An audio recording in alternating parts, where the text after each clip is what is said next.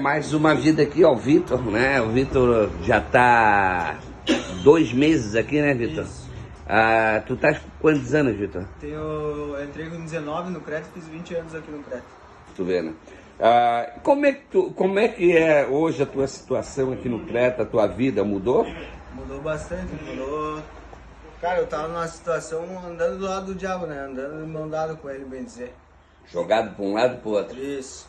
E daí quando eu entrei no Creta eu comecei a me reconhecer. Alguma vez tu fosse maltratado aqui, as pessoas te Jamais. maltratam? A comida como é que é aqui, Vitor? A comida é maravilhosa, não tenho o que falar. Fartura, do bom e do melhor. Não tenho o que reclamar. Que bom. E hoje como é que tu te sente? A tua família tem te procurado hoje, tá Com buscando? certeza. Mas quem que fez esse canal de ligação? Tu com a tua família? Foi o senhor não? Foi o Creta? Isso. Legal, bacana.